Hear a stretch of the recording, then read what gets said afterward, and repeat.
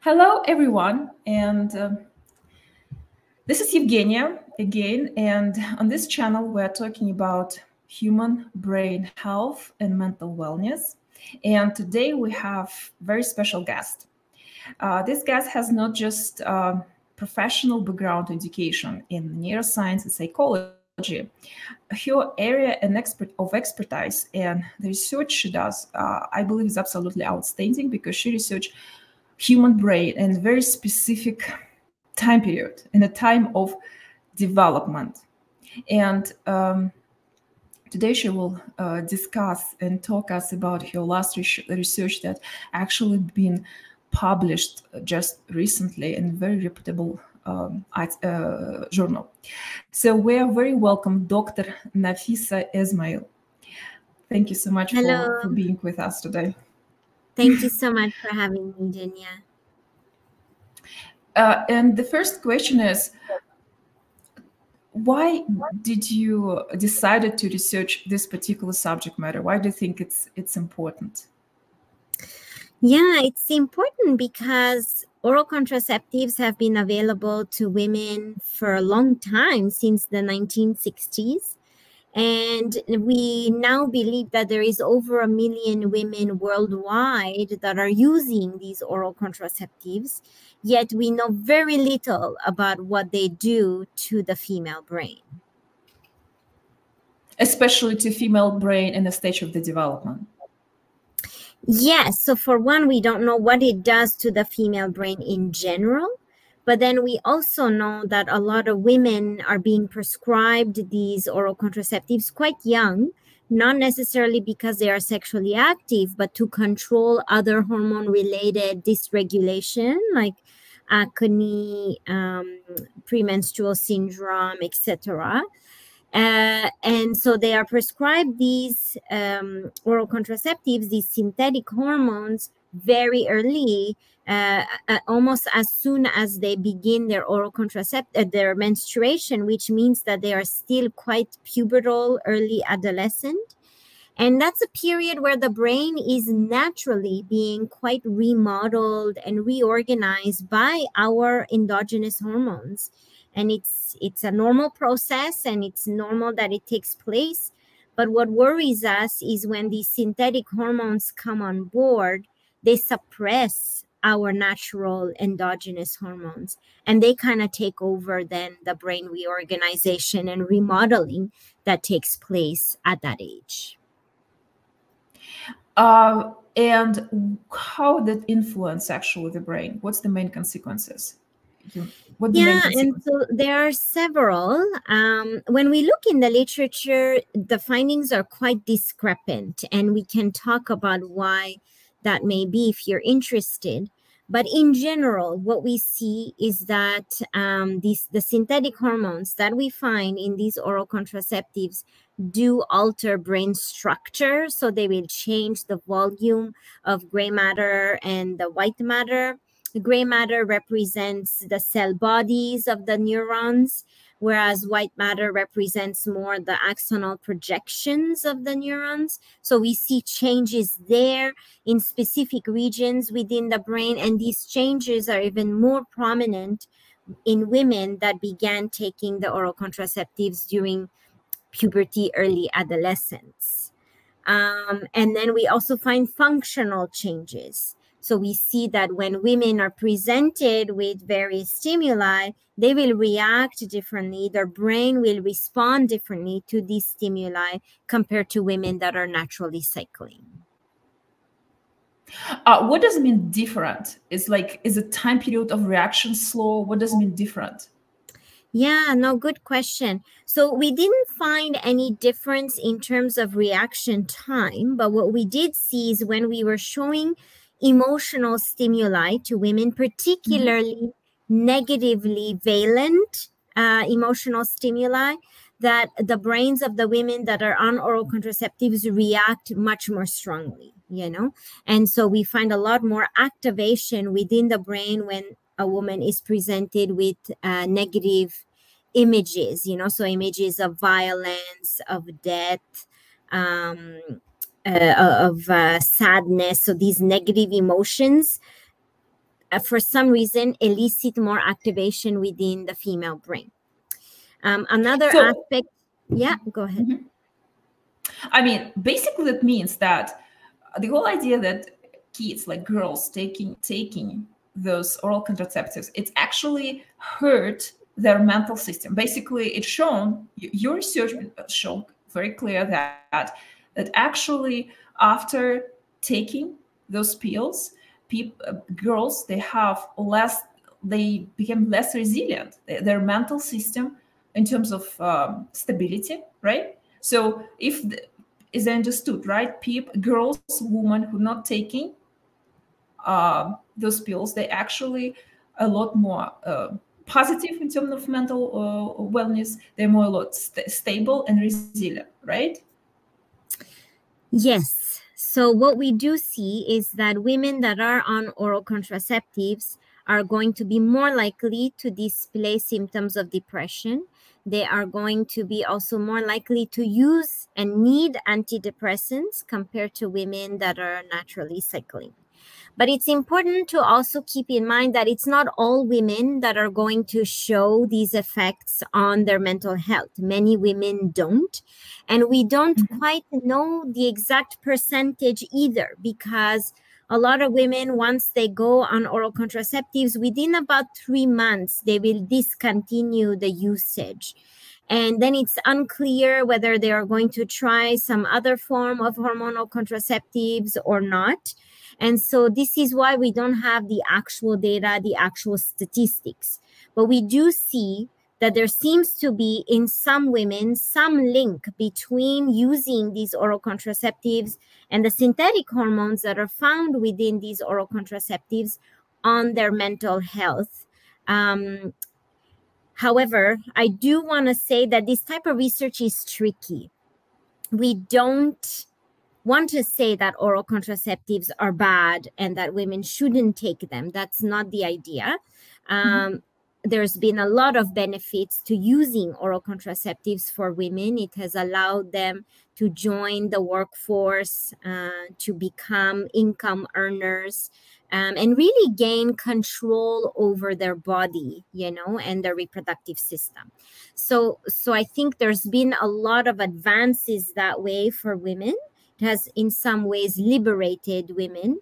But I think it's also important that women be aware that there is this possibility that these oral contraceptives may impact their mental health. And so it's important to have the information out there for women to be able to make these informed decisions as to whether they want to go on them or not.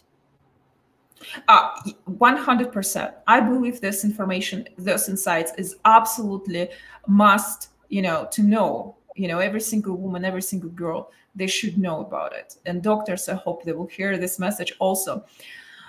You mentioned your article is actually a lot deeper.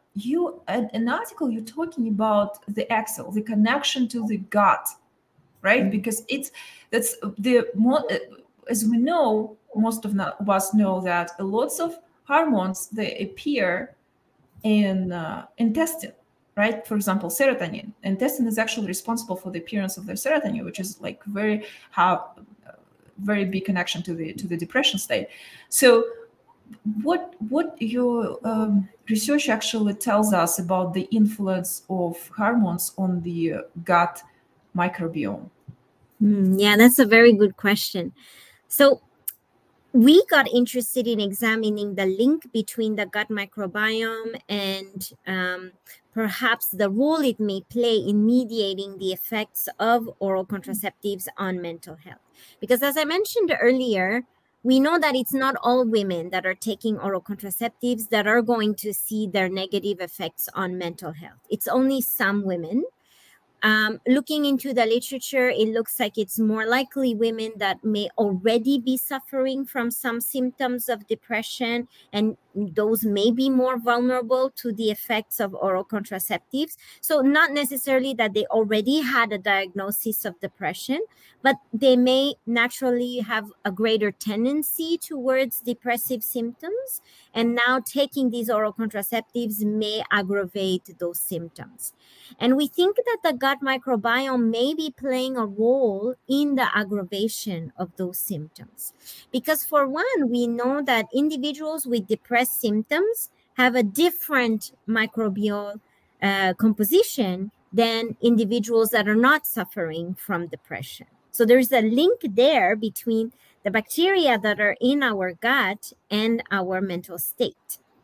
We know that there is a bidirectional communication between the bacteria in our gut and our brain, such that the bacteria in the gut can alter the functioning of our brain, and vice versa. Our brain can also change the constituency of the gut, which means that you can actually take the microbiota of a mouse that is showing symptoms of depression and implant it in the gut of a mouse that is not showing any symptoms of depression. And now all of a sudden that mouse will begin showing symptoms of depression.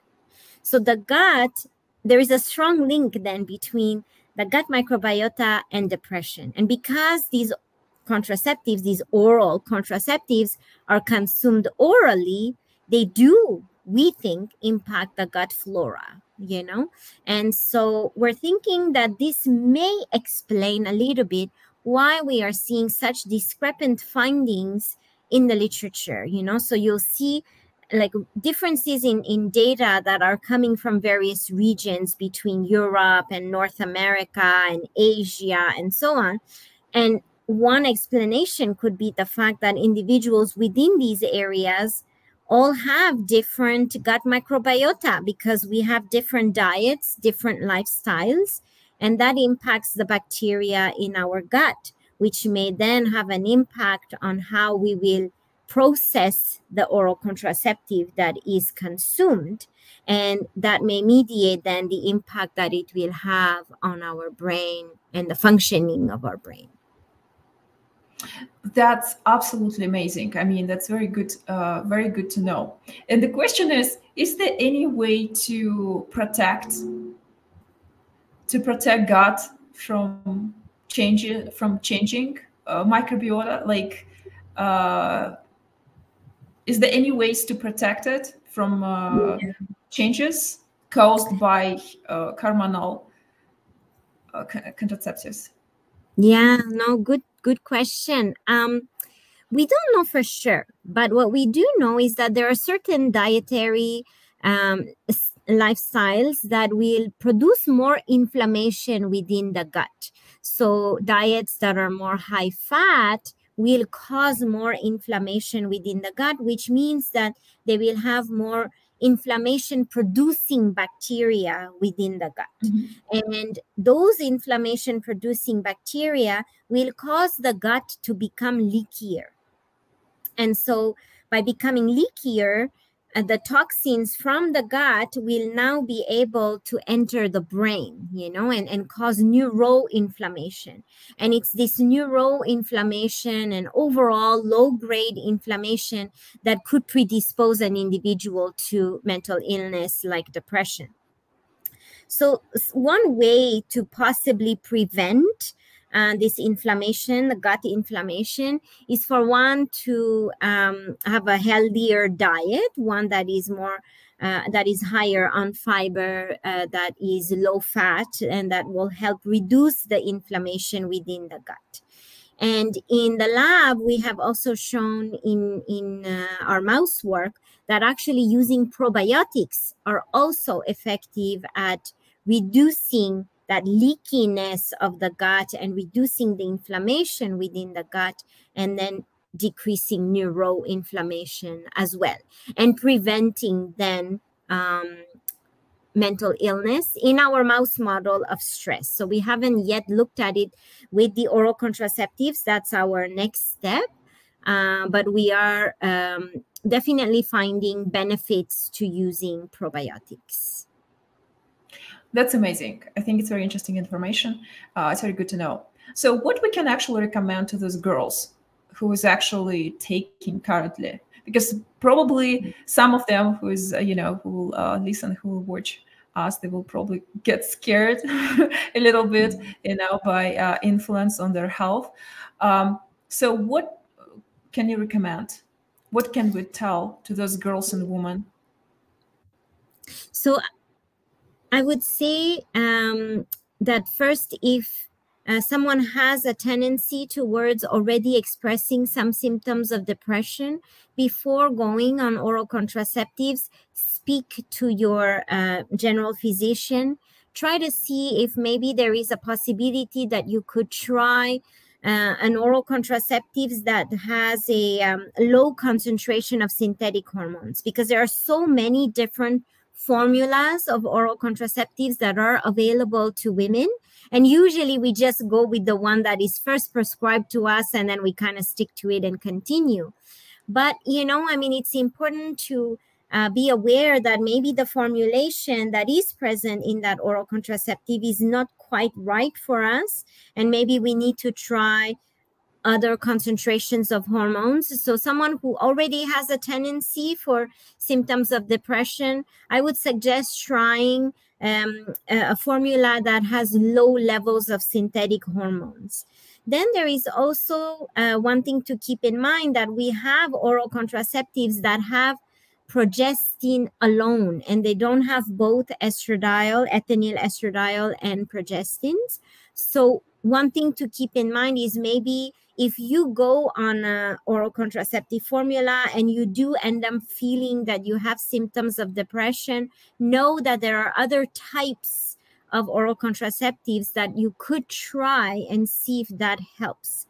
There is also the seasonal oral contraceptives, the ones that will make women menstruate only 3 to 4 times in a year, so not every month. And those formulations are probably better for girls and women that are suffering from premenstrual syndrome, because with these seasonal oral contraceptives, you reduce the number of menstruations that you have, and hence the cycles of premenstrual syndromes that you are going to experience. So knowing about all the possibilities, all the different kinds of oral contraceptives, their composition, and then making the right choice for us while speaking with our physician will be the best thing to do.